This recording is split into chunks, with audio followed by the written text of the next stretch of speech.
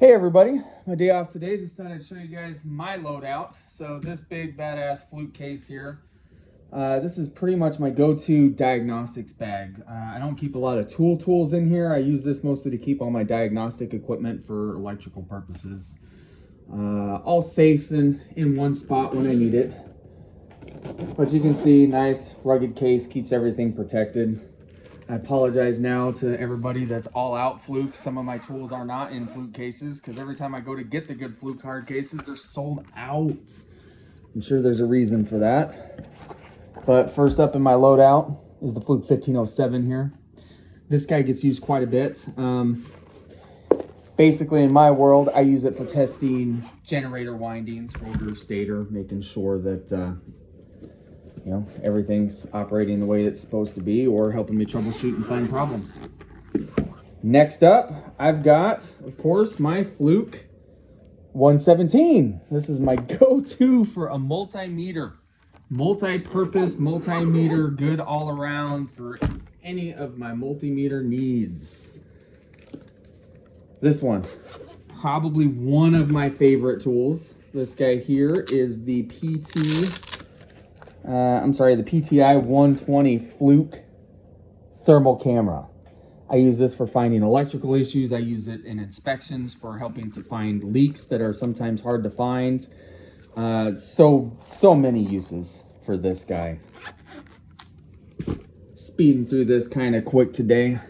Didn't really plan on doing this. Next up, oh hey, one of the few that came with a Fluke case. I like it when they actually send it with a case. But this is my Fluke clamp meter. This one gets used more than just about any of my other meters because it's got the multimeter for basics, unless I need to dial something in more specific on my 117. But I'm able to take, obviously, clamp readings. This is my number one go-to. I use this more than anything else in my bag. Scratch that. I keep this also in the bag, my Fluke stick meter. This one's also good, comes in handy. I use it quite a bit too.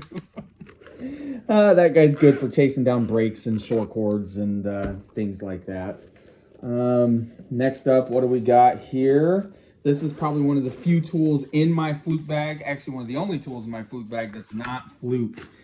I keep a line separator. This helps me when I'm diagnosing things down to the appliance level and being able to determine before taking an appliance apart. I'm able to get amp draws and everything off of it with my clamp meter and determine if there's an issue that I need to dig further and investigate.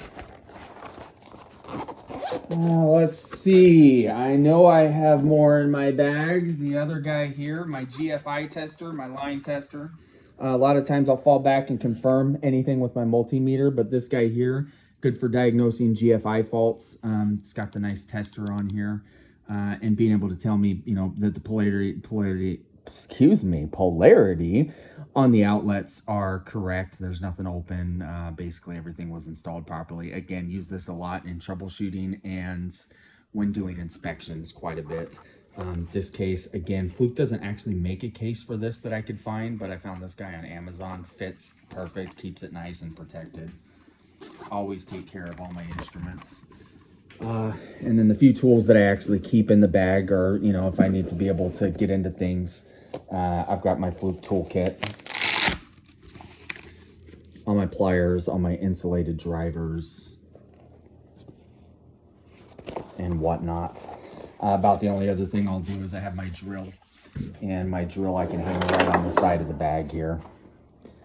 Got one on each side so you can put the buckle on there. But that's my diagnostic loadout. If anybody's interested, I've had a few people ask about it. I'm a big Fluke person, and they took care of me. They took care of me really good when I needed it. So I like Fluke for their reliability, and I also like Fluke because they're a real good company. I didn't get paid for any of this. This is just an independent opinion, and I trust Fluke, and I will always stick with Fluke. So that's my loadout. I hope you guys enjoy it.